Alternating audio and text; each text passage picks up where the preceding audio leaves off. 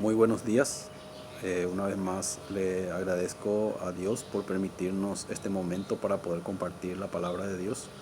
Yo quisiera compartir el libro de Hechos capítulo 11.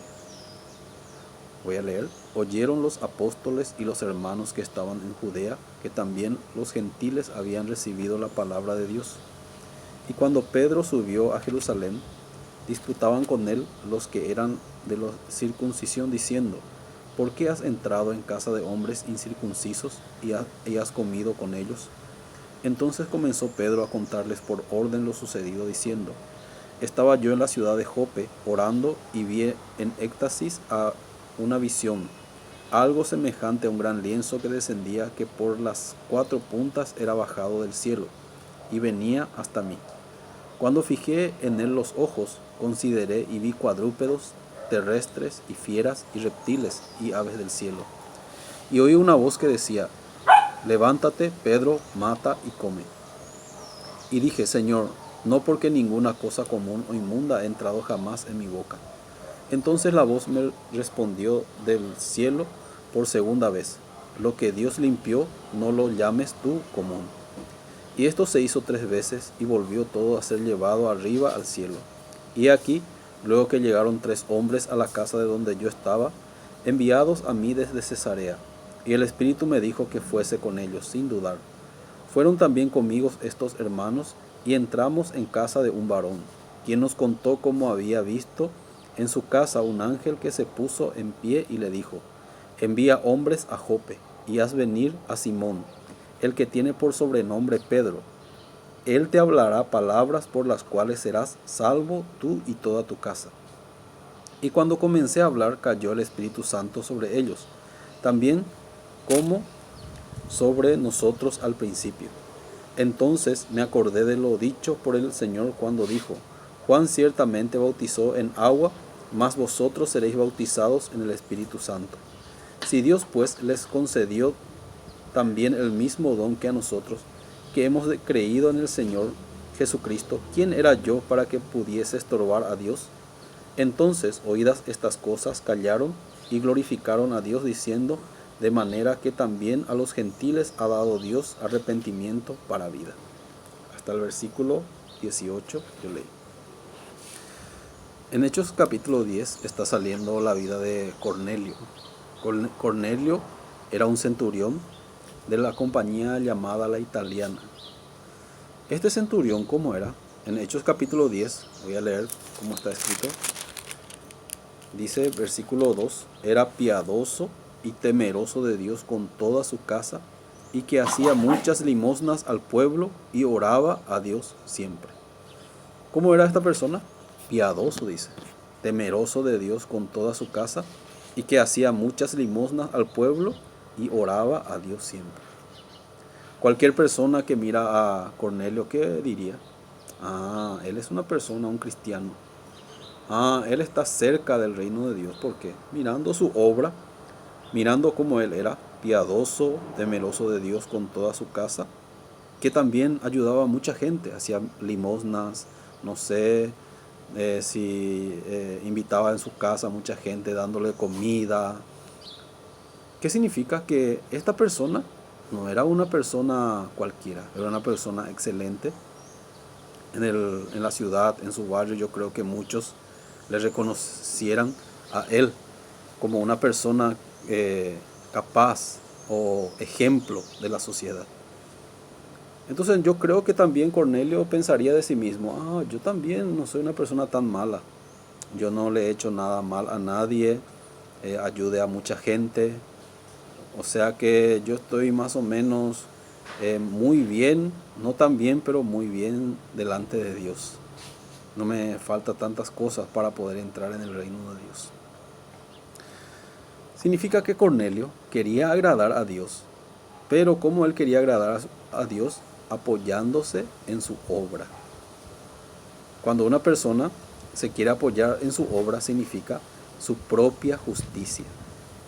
Hay 2 justicias en la Biblia: la justicia de Dios, testificada por los ángeles y por los profetas, dice, la justicia de Dios que viene de Jesucristo, del cielo. Hay también la justicia del hombre.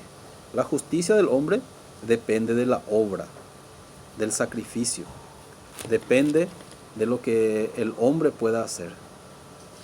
Según la palabra de Dios, en Isaías capítulo 64 está escrito: vuestra justicia es como trapo de inmundicia.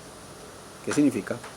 Esa obra del hombre no puede alcanzar para su salvación ni para poder agradar a Dios. El hombre no puede agradar a Dios por su esfuerzo, por su obra o por su sacrificio.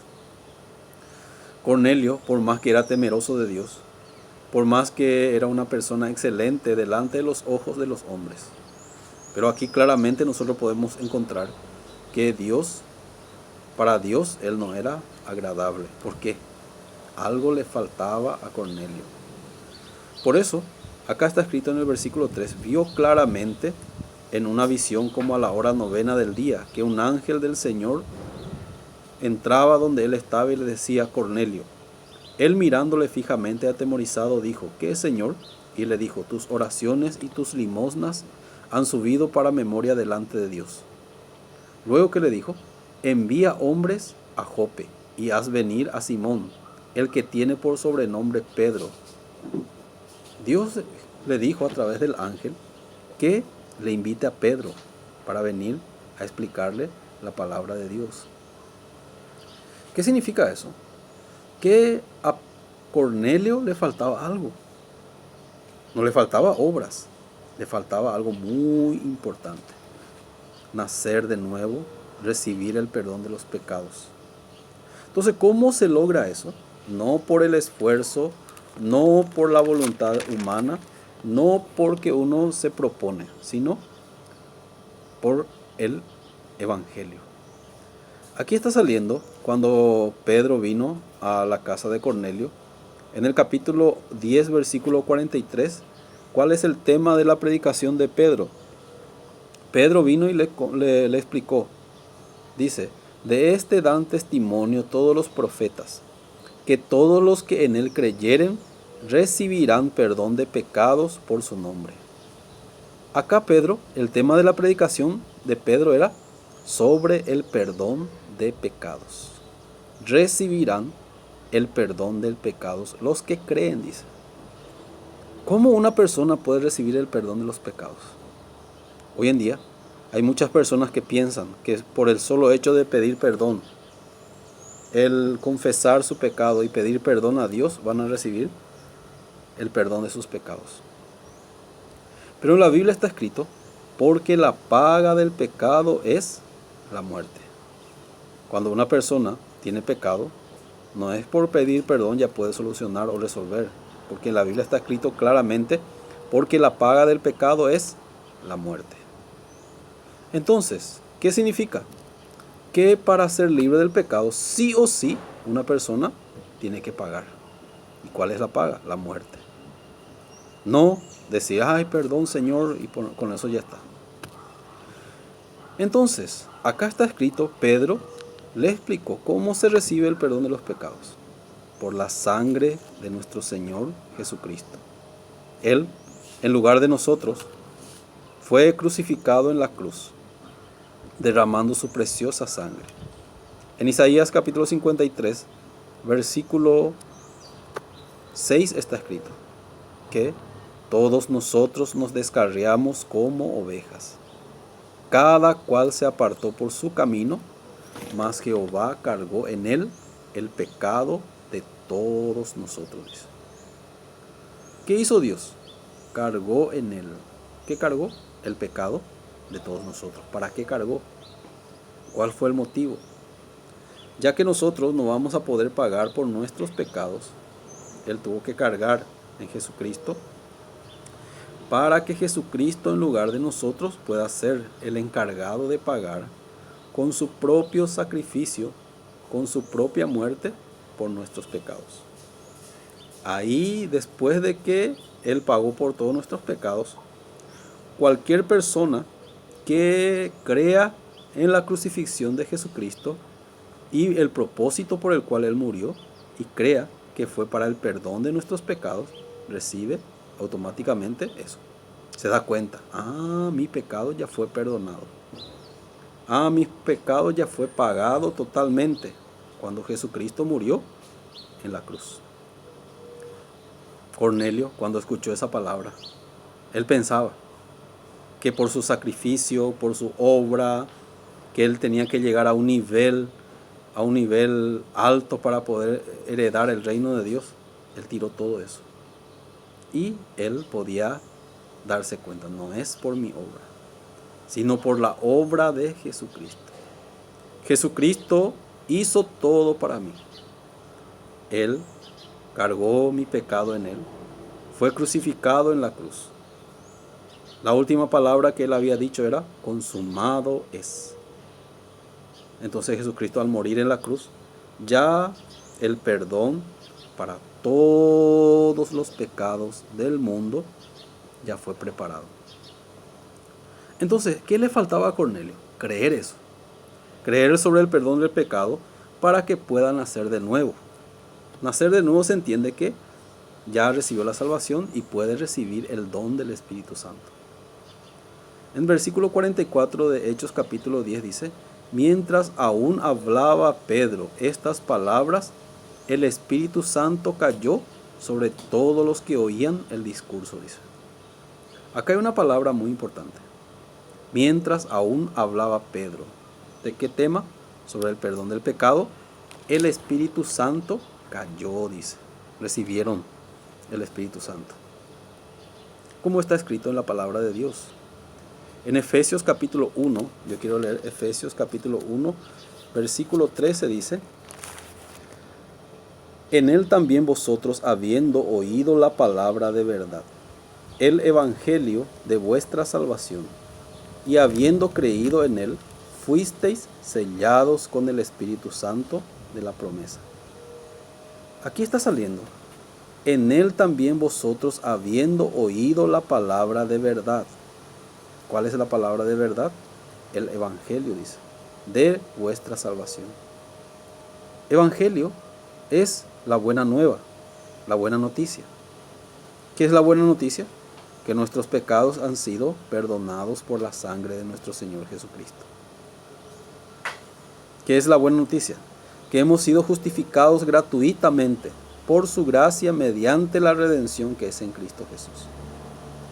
Cuando uno cree esa palabra, habiendo creído en él, dice, fuisteis sellados con el Espíritu Santo de la promesa, dice. Cuando uno cree en la sangre de Jesucristo que fue derramada en la cruz, ya escuchó el evangelio y fue justificado por la fe, por la justificación que es en Cristo Jesús.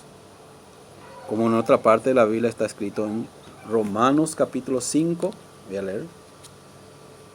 El libro de Romanos capítulo 5 está escrito, versículo 19.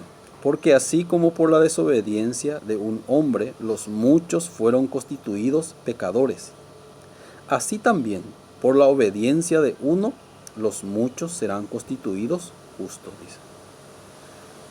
¿Por qué nosotros fuimos pecadores? Por la desobediencia de un hombre. Entonces, ¿cómo podemos ser justos? Claro que es imposible ser justificado por las obras de la ley. Claro que es imposible ser justo por nuestra obra, y esfuerzo y sacrificio. Por eso en Romanos capítulo 3 está escrito, no hay justo ni aun uno. Por medio de la ley se entiende. Pero en el Romanos capítulo 3 también está escrito, ahora aparte de la ley se ha manifestado la justicia de Dios, testificada por la ley y por los profetas. La justicia de Dios por medio de la fe en Jesucristo, dice. Aparte de la ley, hay otra manera de ser justos. ¿Cómo podemos ser justos? Lo que leímos en Romanos capítulo 5, versículo 19. Así también, por la obediencia de uno. Se entiende que está hablando de Jesucristo. Los muchos, ahí entramos nosotros, serán constituidos justos. O sea que nosotros somos justos, no por nuestra obra, sino por la obra de Jesucristo. Como dice en Romanos capítulo 5, dice, justificados pues por la fe, tenemos paz para con Dios por medio de nuestro Señor Jesucristo. Fuimos justificados por la fe. Porque muchas personas no pueden decir que son justos. Porque ellos dicen, aún todavía me falta. Estoy tratando de ser justo cada día. Porque está apoyándose claramente en su obra.